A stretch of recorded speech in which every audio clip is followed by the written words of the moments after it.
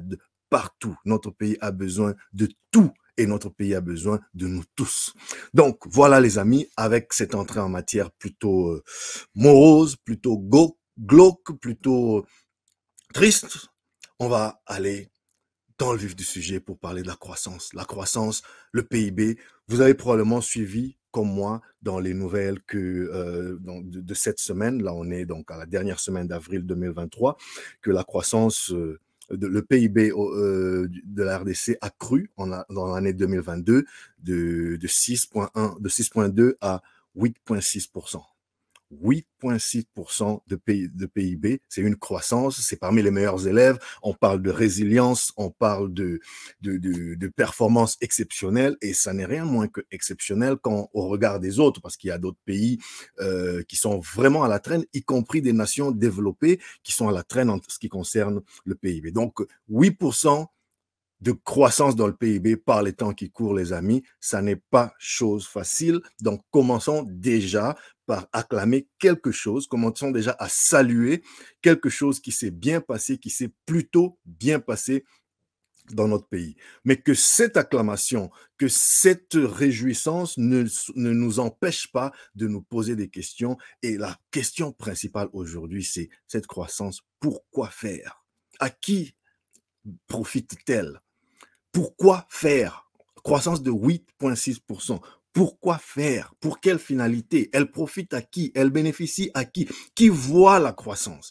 Et donc, on va même essayer d'élever le débat. C'est vrai, il y a toujours la question fatale qui est la croissance ne ruisselle pas suffisamment dans le panier de la ménagère. Donc, voilà, les gens vont vous dire qu'on ne mange pas la croissance, qu'il n'y a pas la croissance dans nos assiettes. Donc, voilà, essayons de réfléchir et dites-moi d'ailleurs, si vous êtes là, ce que vous en pensez. Donc, nous, on va essayer de regarder ce problème, de le découper en plusieurs morceaux, de l'attaquer sous plusieurs angles. Je vais lancer comme ça des axes de réflexion et je compte sur vous. Alors, en parlant de vous, j'essaie de voir si vous êtes là, s'il vous plaît. Faites-moi un petit commentaire. J'en profite pour faire une petite tournée des réseaux. Je vois que vous êtes déjà nombreux sur LinkedIn. Merci beaucoup. En passant sur LinkedIn, on est déjà, on s'approche très tranquillement vers les 8000 personnes qui me suivent sur LinkedIn. Je vous suis infiniment reconnaissant. 8000, ce n'est pas une mince affaire. Facebook, vous êtes aussi nombreux et YouTube aussi. Mais quoi qu'il en soit, rendez-moi ce service. C'est ce que je vous demande chaque semaine, chaque jour, à longueur de numéro.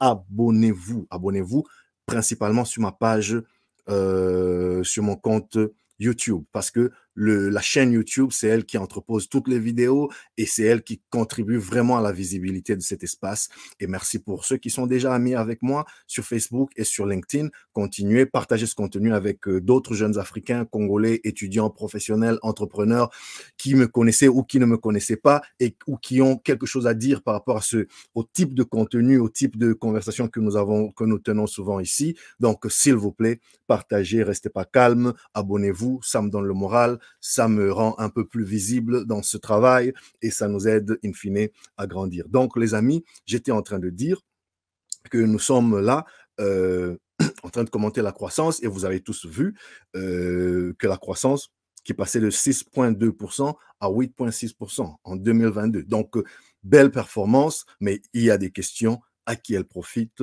pour quelle fin, pour quelle finalité. C'est pour faire quoi tout ça? Croître, bien sûr, mais pour faire quoi? Rappelez-vous, les amis, je vous ai souvent parlé de cet exemple qui peut être un peu banal, trivial, mais qui résume vraiment ce que c'est que le PIB. Vous savez, le PIB, c'est la richesse que produit une nation. C'est la richesse que produit un pays. Et dans le PIB, tout ce qui est produit rentre dans le PIB. Donc, le fameux exemple que je vous ai souvent relaté ici, tu creuses un trou, ça coûte 100 $, tu donnes 100 $ pour que quelqu'un creuse un trou, tu as contribué à hauteur de 100 $ dans le PIB. Tu fais rien de ce trou-là, tu donnes un autre 100 $ pour que la personne rebouche le trou, tu as contribué un autre 100 $ au PIB. Donc, à travers cet exercice très inutile, tu viens de contribuer à 200 $ au PIB. Tu as fait creuser un trou, ça a coûté 100 $, tu as fait reboucher le trou sans ajouter de valeur, sans rien faire, ça a coûté un autre 100 $, et tu sais quoi? Tu as contribué 200 $ au PIB. Mais pour quelle finalité? Pour quelle valeur ajoutée? Aucune. Parce que tu as creusé un trou, puis tu l'as rebouché. C'est ça, de manière très schématique, ce que c'est que le PIB. C'est toute la valeur. C'est pour ça que quand ces chiffres viennent, vous et moi, qui essayons de réfléchir sur notre pays, nous devons toujours nous distancer de ces chiffres qui peuvent être impressionnants. Ils ont le mérite de lancer la réflexion, de nous dire ce qui a été produit. Mais une fois qu'on est là, on applaudit. Il n'y a que les naïfs qui continuent d'applaudir jusque demain. Vous et moi qui réfléchissons sur notre pays, nous devons, une fois après avoir applaudi un peu pour dire, OK, au moins de la richesse a été produite, au moins le gars qui a creusé le trou, bon, OK, il s'est retrouvé chez lui avec un 200 $, mais nous devons commencer à nous poser la question de pourquoi faire? Est-ce que cet argent-là a été alloué au meilleur endroit où il aurait dû? Est-ce que cet argent a été bien dépensé? Est-ce que cet argent a créé, a stimulé l'économie dans un sens ou dans un autre? Eh bien, on regarde l'exemple que je viens de vous donner. La réponse, c'est non.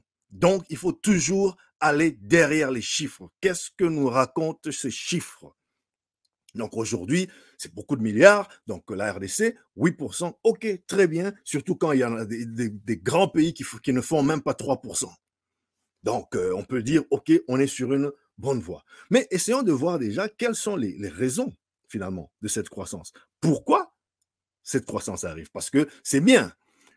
Après avoir applaudi, ne nous interdisons pas de nous demander pourquoi on a fait une si belle performance.